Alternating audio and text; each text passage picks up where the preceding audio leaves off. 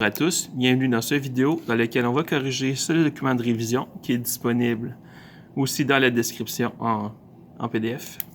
Donc c'est une vidéo que je vais faire d'un seul coup, donc s'il y a des erreurs, je vais effacer les erreurs et on va continuer comme si c'était vraiment vous qui faisiez les problèmes. Donc, une table de bois est supportée par des pattes identiques à l'intérieur desquelles des losanges ont été découpés, donc il y a des trous dans les pattes. L'illustration ci-contre montre le plan d'une des pattes. Selon ce plan, quelle est la mesure de la surface ombrée?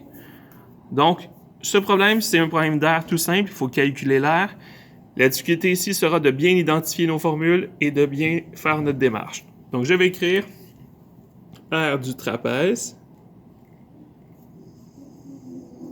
L'air du trapèze, la formule, c'est la grande base plus la petite base, multiplié par la hauteur, divisé en 2. Une fois que j'ai écrit notre formule, je vais remplacer dans la formule les nombres. Donc, l'aire du trapèze,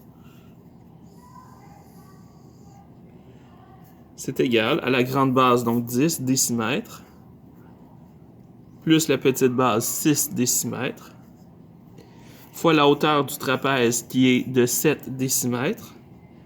Je rappelle que la hauteur, c'est la mesure qui est perpendiculaire avec les bases. Tout ça divisé en 2. Et donc, dans ce cas, l'aire du trapèze, 10 plus 6, 60. Donc, 60 fois 7 divisé par 2. Notre aire, c'est 210. Et c'était des décimètres carrés. Donc, il faut toujours s'assurer que toutes les mesures dans notre formule sont de la même unité. Donc, ici, c'était toutes des décimètres. Donc, j'écris que c'est des décimètres. Maintenant, l'aire de losange. L'aire de 1 losange, c'est grande diagonale fois petite diagonale divisé en 2. Donc, dans ce cas, 1 losange, la grande diagonale, c'est 4. 4 fois la petite diagonale, c'est 2, divisé par 2, ce qui va me donner 4 décimètres carrés pour 1 losange. Donc, l'aire totale, donc l'aire du gris, dans mon cas, c'est quoi? C'est l'aire du trapèze, moins 3 fois l'aire du losange. Parce que c'est tout le trapèze moins les 3 losanges. Donc, j'écris la formule et je vais le calculer ici. L'aire de ce qui est en gris, c'est 210 moins 3 fois 4, ce qui va me donner 210 moins 3 fois 4, 198 décimètres carrés. Donc, la surface ombrée, dans ce cas, l'aire du gris, c'est 198 décimètres carrés. Très important d'écrire bien vos étapes, de bien identifier. Donc, ici, j'avais 2 aires différentes. J'ai identifié les aires avec des mots pour être sûr qu'on ne se mélange pas. Deuxième partie de la feuille de révision. La deuxième partie, c'était les mesures manquantes. Donc, les mesures manquantes, je vais écrire la démarche en entier sur la feuille blanche en dessous ici, parce qu'on manque un peu de place. Donc, premièrement, le A. Numéro 2A. Ça, c'est un rectangle. Donc, c'est un carré. L'aire du carré, c'est côté exposant 2. Donc, dans ce cas, 33,64, c'est égal à côté exposant 2. Quelle est l'opération inverse d'un exposant 2? C'est la racine carrée. Donc, ce que je vais faire racine carrée de 33,64 de chaque côté. Racine carrée de chaque côté, la racine va annuler l'exposant. Il va me rester seulement un côté. Et racine carrée de 33,64, ça donne 5,8.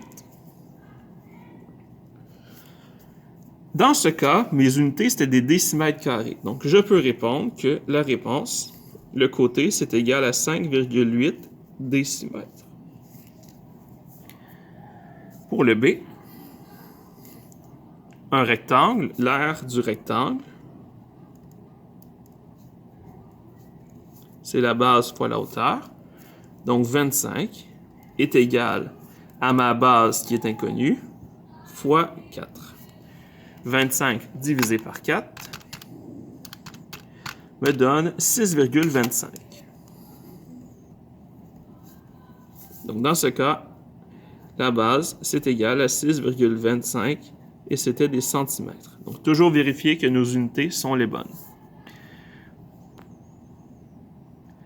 Dans celui-là ici, nous avons un parallélogramme. Donc, l'aire du parallélogramme. La formule, c'est base fois hauteur.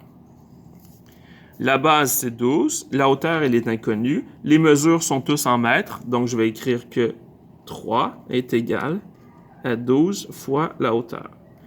Le contraire de multiplier par 12, c'est diviser. Donc, j'ai 3 douzièmes qui est égal à la hauteur. 3 douzièmes, je peux simplifier, c'est 1 quart. Ou en décimale, on pourrait dire que c'est 0,25 mètres. Si je ne suis pas certain, je vais vérifier. Est-ce que c'est vrai que 12 multiplié par 0,25 me donne bien une aire de 3? Eh bien oui. Parfait. Le prochain, pour le D.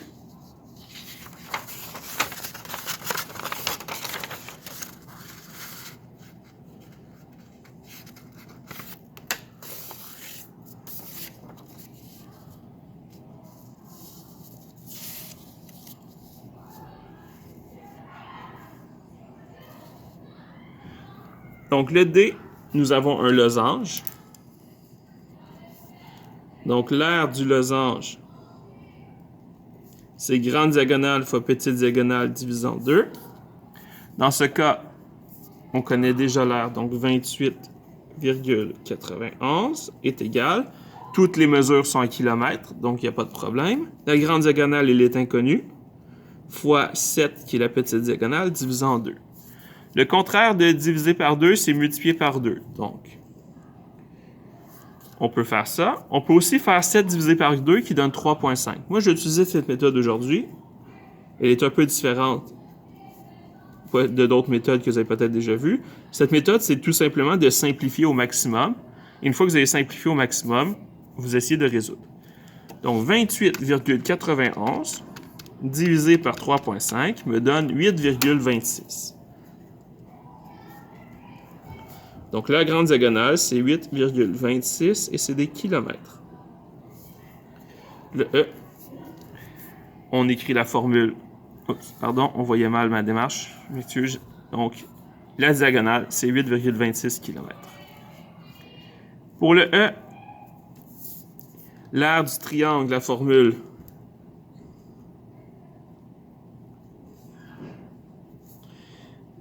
c'est la base fois la hauteur divisé en 2. Dans ce cas, la base, c'est 10. La hauteur, donc la mesure de la hauteur qui est perpendiculaire avec la base, on appelle ça perpendiculaire avec le prolongement de la base parce que la hauteur n'arrive pas vis-à-vis la base, mais ça, c'est la hauteur qui correspond avec cette base ici, parce que c'est perpendiculaire. Donc, dans ce cas, 41, c'est l'aire. La base, c'est 10. La hauteur, elle est inconnue. On divise par 2. Le contraire de diviser par 2, c'est fois 2. Je vais faire une méthode différente. Je pourrais simplifier 10 divisé par 2, ça donne 5. Mais je peux aussi multiplier par 2 de l'autre côté. J'obtiens que 82 est égal à 10 fois la hauteur. Donc, 8,2, c'est égal à la hauteur. Dans ce problème, les mesures étaient en décamètres. Donc, la hauteur, c'est 8,2 décamètres. Le F, on écrit la formule. Donc, celle-ci est un trapèze. Oh, pardon.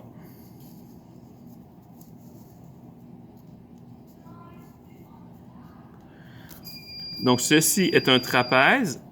L'aire d'un trapèze,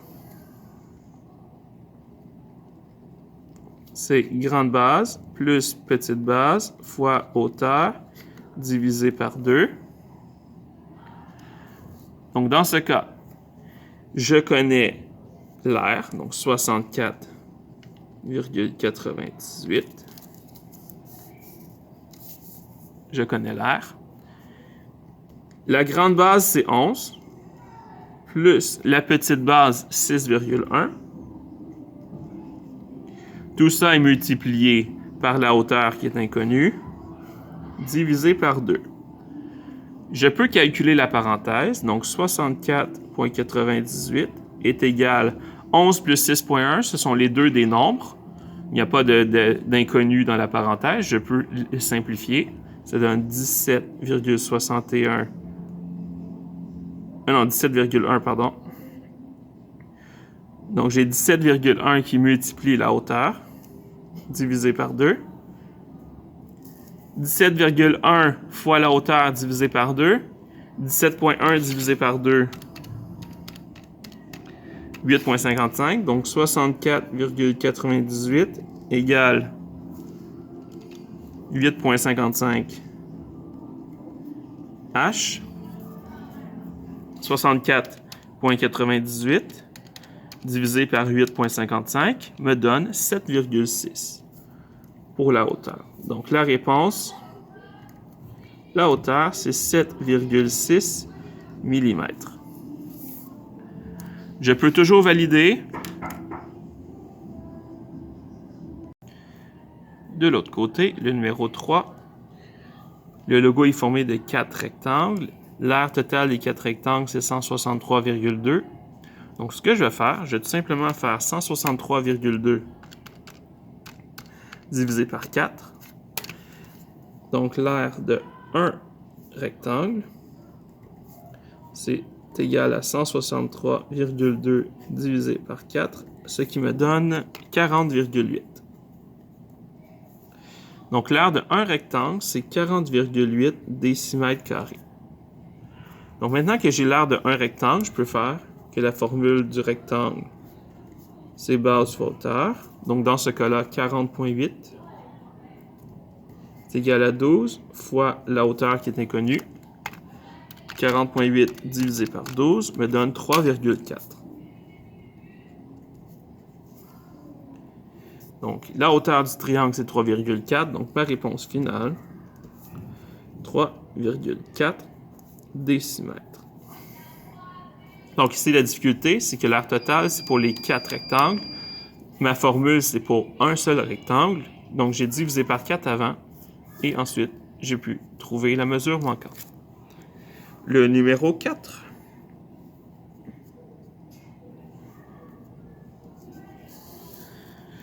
Deux triangles isométriques occupent 3/8 du trapèze. Donc, si je prenais l'aire de tout le trapèze, 3/8 de l'aire, c'est les triangles. Donc, ce que ça veut dire, c'est que l'aire du trapèze, premièrement, c'est la grande base plus petite base fois hauteur divisé en 2. Donc, dans ce cas-là, l'aire du trapèze, c'est 13 plus 3 fois 7 divisé par 2. Donc, si je calcule, 13 plus 3 fois 7 divisé par 2, c'est 56 cm². Une fois que j'ai l'aire du trapèze, les triangles gris, c'est 3/8. Donc, ça, c'est la partie d'un tout. Vous avez vu ça en secondaire 1. 3/8 de 56 cm². On calcule ça comment? On fait 3/8 multiplié par 56. 3 fois 56 divisé par 8. On obtient 21. Donc, l'aire de deux triangles, c'est 21 cm². Donc, l'aire de un triangle, c'est 10,5 cm². Donc, comme je connais que l'aire d'un triangle, c'est 10,5 cm², je vais faire la mesure manquante. L'aire du triangle, c'est base fois hauteur divisé en 2. Je sais que c'est 10,5. La base, je ne la connais pas. la hauteur c'est 7. Et donc, je vais obtenir que la base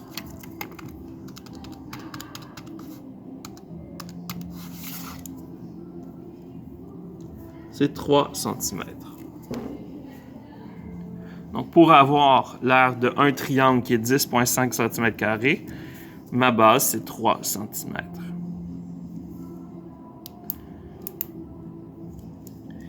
Et le dernier problème, on construit un mur avec des petites briques. Un mur a une forme rectangulaire et couvre une superficie de 14,63 décimètres².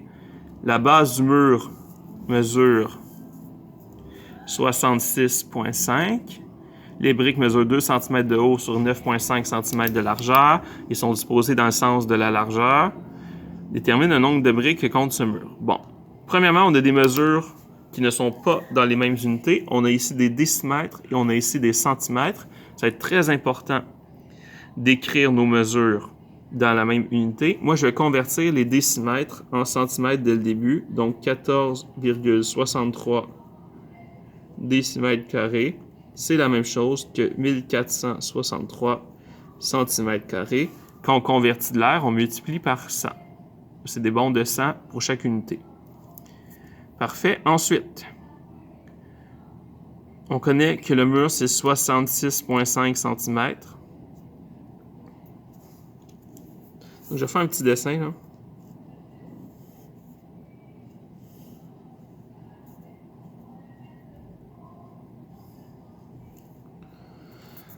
Si je connais l'aire, je connais la base, je peux trouver avec la formule du rectangle.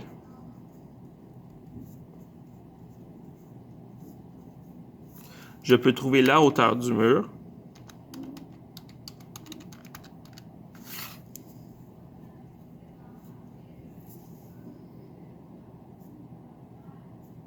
Donc, le mur mesure 22 cm de haut. Et là, maintenant, on peut utiliser notre logique. Donc, en largeur, 66,5 divisé par 9,5, ça va nous donner qu'en largeur, je peux disposer de 7 briques. Et en hauteur, 11 briques. Donc, je peux mettre 7 briques de large et je peux en mettre 11 de haut. OK? 7 briques de large, 11 de haut. Ça veut dire que 7 fois 11, je peux mettre 77 briques dans ce mur. Il y a une autre façon de le faire, tout simplement. Si je connais l'aire totale qui est 1463 cm², l'aire de une brique, comme on sait que l'aire de une brique, c'est un rectangle, base fondeur, l'aire de une brique, c'est 9,5 multiplié par 2. Et 9,5 multiplié par 2, ça donne 19. Et donc, 1463 divisé par 19, ça nous donne 77 briques nécessaires pour tout recouvrir. Donc, il y avait deux façons de le faire. Vous faites la façon que vous voulez, tant que vous faites bien une démarche complète pour expliquer. Donc ça, c'est 7 briques de large, puis 11 briques de haut. Donc, tant que vous faites bien vos démarches, ça va être bon. Sur ce, bonne journée, bonne étude, bonne chance pour l'examen.